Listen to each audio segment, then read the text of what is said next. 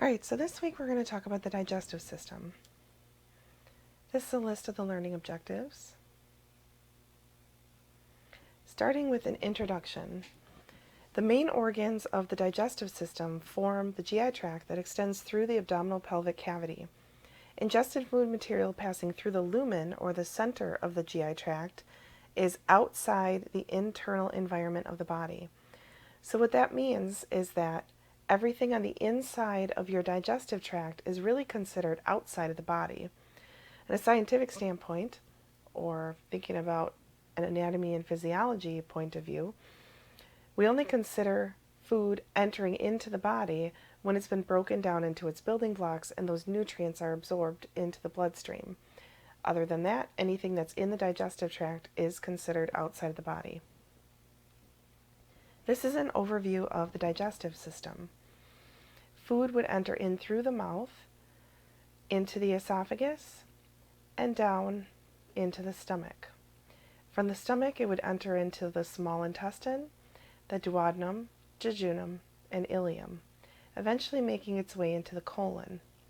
The initial region of the colon is the cecum, and then it's the ascending, transverse, descending colon, sigmoid colon, rectum, and eventually out of the anus. The three accessory organs include the liver, the gallbladder, and the pancreas. 6 essential activities drive the digestive process. Number 1, ingestion. Ingestion is physically bringing food into the body, and this typically happens in the mouth, unless you have a feeding tube or something like that. Propulsion. Propulsion is talking about moving materials through the digestive tract. You can do this by peristalsis, and peristalsis is a wave-like contraction. It's kind of like squeezing a tube of toothpaste. If you have toothpaste at the end, you're going to pinch your fingers and kind of squeeze it toward the end so that the toothpaste can come out.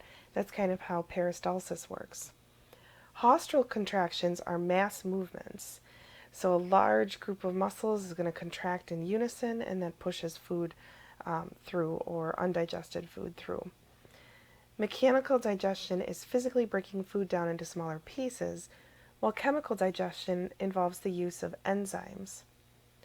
Enzymes usually break down food into their building blocks, so carbohydrates, lipids, and proteins, down into their building blocks of monosaccharides, fatty acids and glycerol, and amino acids through the process of hydrolysis.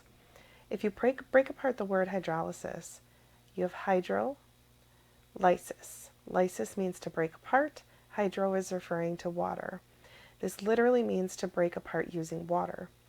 Water is inserted into the bonds, and the macromolecules are broken down into its building blocks. Absorption is the movement of nutrients from the digestive tract into the blood. And defecation is the elimination of undigested food and waste products. This is a diagram that shows where all of those key processes happen. Take some time to review this diagram and make sure that you understand what's going on in each section of the diagram. The digestive tract itself has several layers. Just like every major organ system we've talked about, there's layers to everything. So starting with the mucosa. The mucosa is the innermost layer of the digestive tract. That contains a mucous membrane. So it's going to secrete mucus, and that helps food materials move through the digestive tract. Outside of the mucosa is the submucosa. The submucosa is innervated, and those parasympathetic nerves allows for the stimulation of the muscle, which you'll see in the next layer. The muscularis is the muscular layer. When this muscle contracts, it moves food and undigested food molecules or particles through the digestive tract. And the outermost layer is the serosa. The serosa is continuous with the peritoneum. That's the membrane that surrounds the abdominal wall.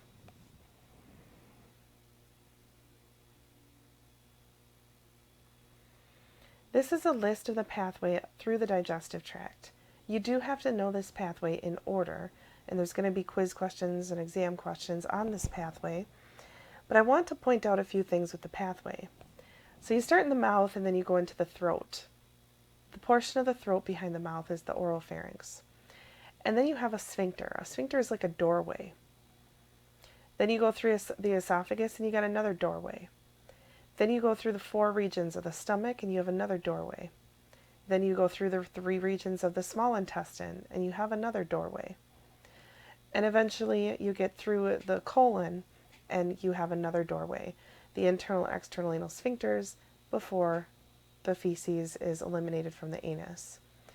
So each step along the way, we have the ability to stop the progression of food passing through.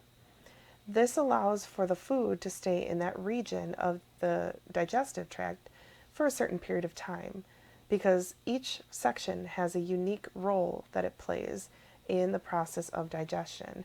And we want our food to remain there for a period of time so that we can absorb an adequate amount of nutrients from the food. So, oral cavity, oropharynx, upper esophageal sphincter, esophagus, lower esophageal sphincter, the stomach, which has the cardia, fundus, body, pylorus regions, then the pyloric sphincter. Then we enter into the small intestine, which has the duodenum, sometimes called duodenum, jejunum, and ileum. Then the ileocecal valve, the cecum, the large intestine, which has the ascending colon, transverse colon, descending colon, the sigmoid colon, rectum, and then the internal and external anal sphincters and anus. Accessory organs include the liver, gallbladder, and pancreas. So we'll start our pathway through the digestive system in the mouth. I'm sure you all know where your mouth is and what is in and around your mouth. There's a hard palate, which makes up this palatine bone here, and the soft palate, which is kind of cartilaginous tissue that leads down into the uvula. The job of the uvula, this thing that hangs down the back of your throat, is to prevent food from getting up into your airway, or into your nasal cavity, sorry. So it folds kind of up and back when you're swallowing so that food doesn't get up into your nose while you're swallowing. The tongue has papillae, which are taste buds. The lingual frenulum, that's that kind of tissue that holds it and anchors it to the bottom of the mouth, bottom of the oral cavity. Excuse me. Intrinsic muscles, which are important for speech, and mastication. Mastication is chewing. And then extrinsic muscle is important for deglutition. Deglutition is swallowing and speech. Salivary glands. You have 3 different types: the parotid, which are in the cheeks, submandibular glands, which are underneath the mandible, and the sublingual glands, which are under the tongue. If you've ever heard of the disease mumps, so mumps is kind of covered under that MMR vaccine, measles, mumps, rubella. Mumps causes a gopher-like swelling of one or both cheeks. It's an infection of the parotid salivary gland. Other glands and organs can become infected and swollen as well, including the ovaries and testicles and so forth, but you most noticeably see it on the cheeks, so that's kind of one application to microbiology a little bit here. But the parotid salivary glands, again, those are the ones in the cheeks, and they produce a majority of the saliva. This kind of talks about the chemistry of saliva, so what we find in saliva. A lot of it's a buffer, lubrication, and then there's some antivirals, antifungals, antibacterials, and even some digestive enzymes. Of the digestive enzymes, amylase breaks down starch and other types of carbohydrates. Protease breaks down proteins. Lipase breaks down lipids. Unfortunately, since there's no bile to emulsify the lipids, as soon as they get broken down, they reanneal and come back together and travel together through the digestive tract until they get to the pancreatic enzymes and mix with bile, and then they can finally fully be digested. The DNase and RNase are going to degrade DNA and RNA. These antibacterial, antifungal, and antiviral agents play a major role in oral health and in preventing progression of infections in the mouth. Also in the mouth are the teeth. So the typical tooth has a crown, neck, root, and dentin. The crown is the exposed portion, and that's covered by enamel. The neck is the narrow portion that joins the crown to the root. The root fits into the socket, and then dentin fills in a majority of the inside of the tooth.